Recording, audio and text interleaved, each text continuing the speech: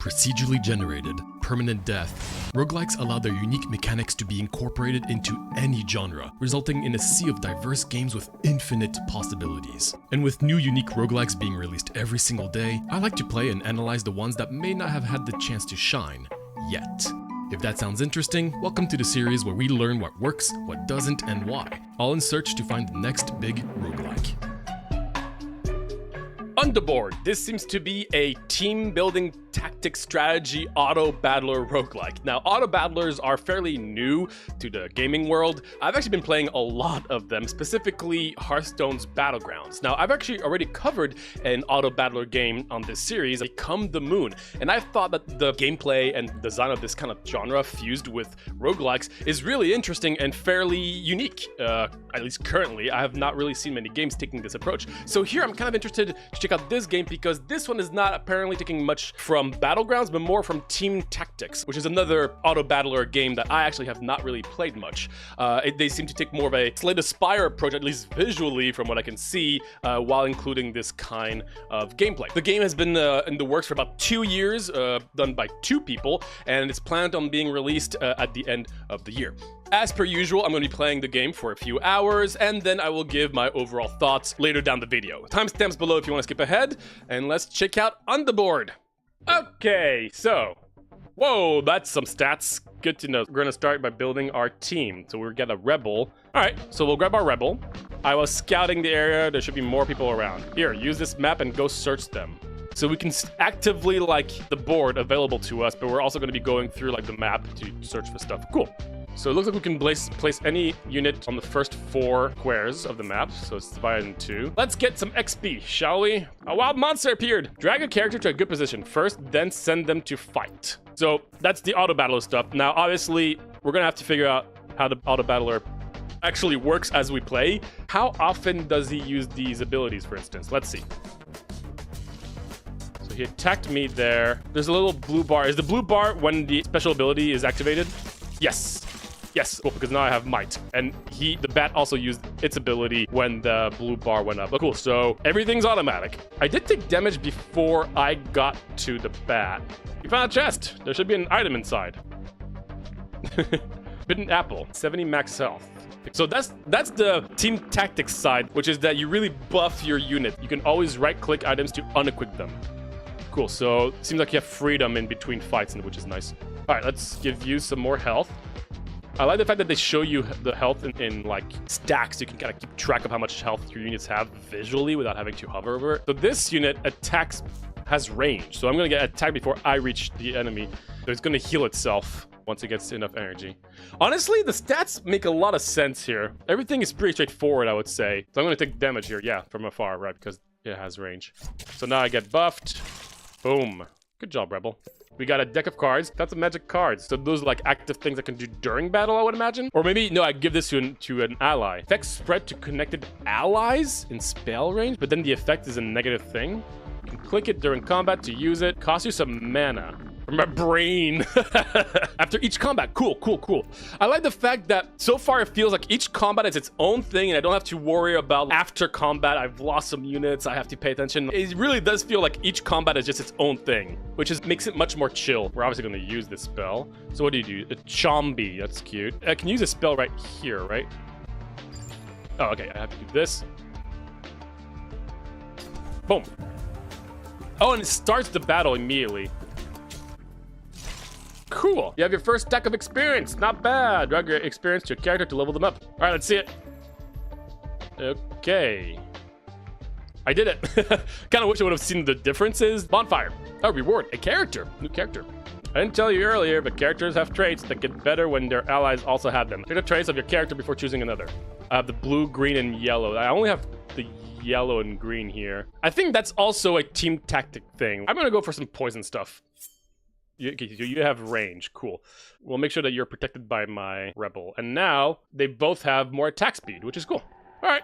Nice. More monsters are starting to creep on you. Characters target their closest enemy, so move your characters to a good spot. Target with higher maximum health are prioritized when they are multiple at the same time. Is that a good strat? Really? Targets with higher maximum health are prioritized when there are multiple at the same distance.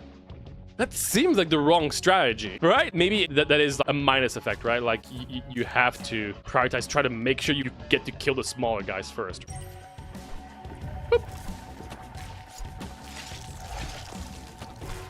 Got poisoned and decayed. Nice, nice, nice. You found an influenced item. Those grant extra traits, but are quite rare. So if I give this to anybody, that means I get an extra intensity, right? The question is, if you already have intensity, does it not do anything?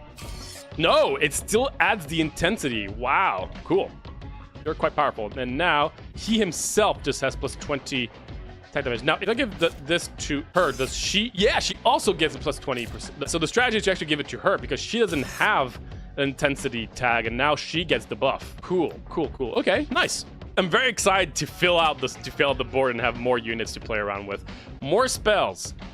These are just passives. I'm gonna take the spell range. We're starting to get more things on the board. I really like how progressive this has been so far. Cool, so it shows me stats here. Oh, wow, wait a minute. This is much more intricate than I expected. There's different things within the strength, dexterity, charisma stuff. Big numbers make brain happy. Yeah, I'm willing to bet those numbers are going to get bigger and bigger. Okay, final boss of the tutorial. Okay, so what do? You have elusive. That's rather annoying. You're also level 2. I would rather kill the other ones first. Maybe we can try to do this. And let's do it. Okay, so now if I do this, it doesn't rot the others, which I still don't really understand why. It seemed that you lured the boss out. Oh, actual boss. Good luck, rookie. It gives me the combat summary. Oh, I like that a lot. I love seeing stats. Beautiful, beautiful stats. All right, boss time. Is it gonna be a big guy, actually? Oh, it is. Hell yeah. Whoa, I'm not gonna survive this fight, I think. 1,200 health. You have a lot of health. I feel like I want to be as far away as possible. Let's try this. I'm going to do this now because I do have the armor now, but I think we're going to be too late. You're stunned. Uh-oh. Let's kill you. Yeah, I'm obviously not supposed to win this fight, which I expected. Be careful, dead characters consume your life to revive. Oh! Life comes from your heart. It fully recovers after killing a boss. Losing combats inflict damage to your life. On the bright side, dead enemies revive as ghosts, making them easier to kill again. Huh. Oh! Interesting. Let's try that again. No, we want to kill things ASAP, actually. Oh, you're attacking the big guy? That's annoying. Wow, okay, so it just keeps on going and going and going. Interesting. Yeah, okay, I don't think I'm supposed to win this. Oh, I also become ghosts. No! I become... No! Come back to me, no! You did well, rookie, but that combat was too hard. When people die here, they become monsters. Only a player can save them. I don't think it was physically possible I could win this. You should keep trying now that you know the basics. Cool! Very, very nice tutorial, I've got to say. That was very enjoyable. Let's actually start a run. So, you're always given a choice of 3 characters to start off with. Let's get a big tanky dude. Nice, I knew you would return. Of course! Take this compass. Alright, now let's see how a map actually looks like. There we go. Ooh, points towards the map boss. Completing combat lures the map boss out. When the map boss appears, all uncompleted combat are unrevealed and locked. Cool, so we have 10 movement, which is similar to Deck of Ashes in that regard, I think. I really wonder how many characters I can have in total, if there's a cap or not. There doesn't seem to be a cap.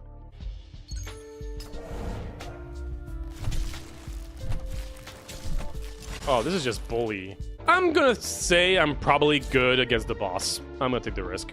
It's you again, but you have way less units and I'm much stronger. I've got a better feeling about this one. The first thing I do is I always look at who has the most health and then whoever is in range, I think, if I understand that correctly. So let's see. No, it's whoever is closest to me first. Yeah. We're doing just fine. As I expected. Don't die on me, buddy. Nice.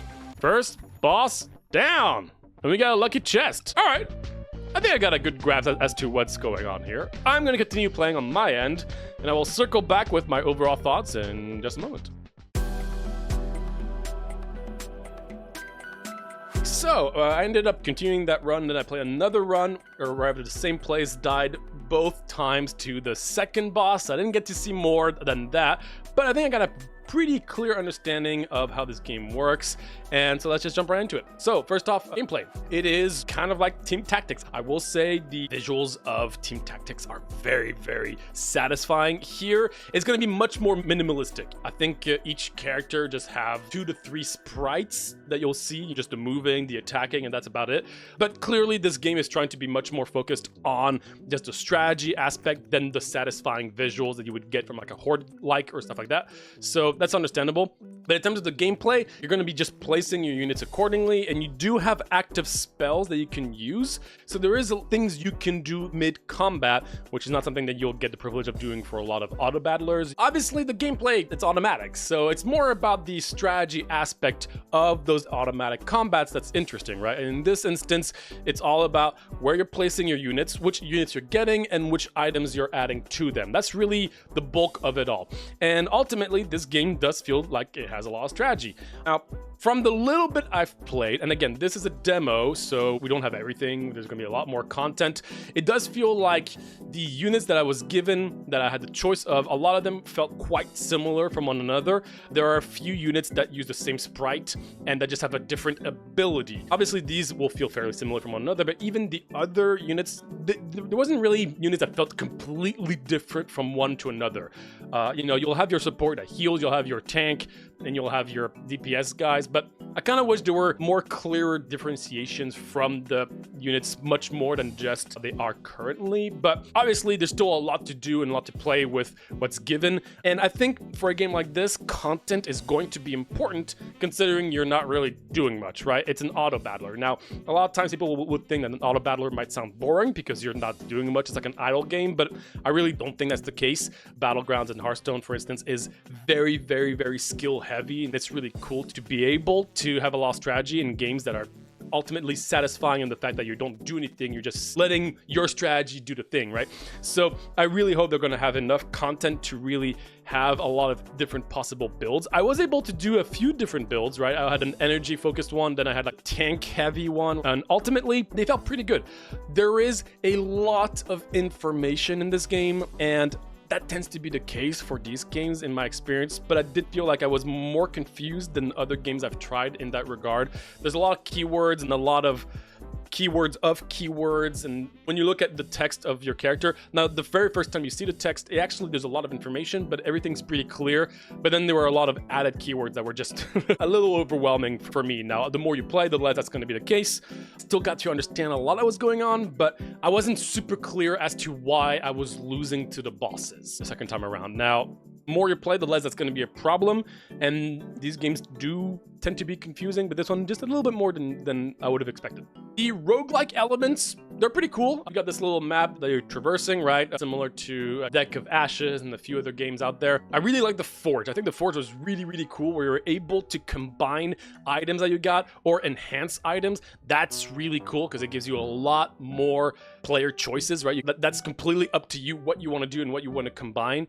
That felt really cool. I really like that. The cards you're given, right? So the cards are like your spells and your passive abilities.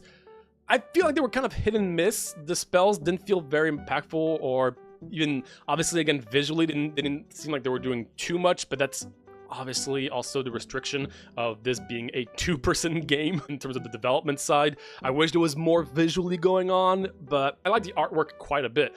But I feel like there could have been even more, especially with the spells. That being said, the cards, again, they were kind of hit and miss. I felt like I always saw the same ones, but that's also linked to the demo. Obviously, there's going to be a lot more options the more you play once this release, I imagine. But it was cool to see the different strategies you could do with the different spells that were given to you, and the fact that you can choose between an active or a passive.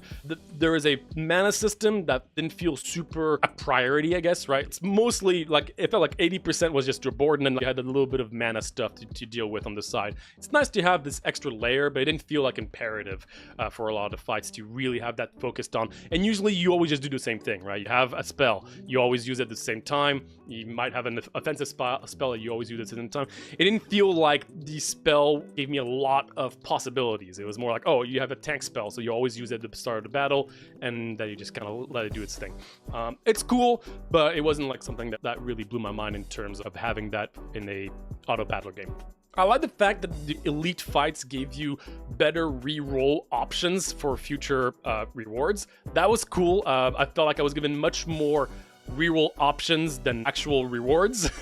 So I felt like I was always given a lot of things I could reroll, but I didn't know what to do with it because I kept on getting the chests first and didn't really get to use those. Usually rerolls are pretty rare in games. In roguelikes, it was quite surprising because usually like reroll options is not something you encounter super often. And here I felt like I encountered way more reroll options than rewards, which is quite odd. And once again, does emphasize the need of having a lot of content if the game is going to be giving the player that many reroll options. In hindsight, that's actually kind of cool because it gives you, more things to really look for.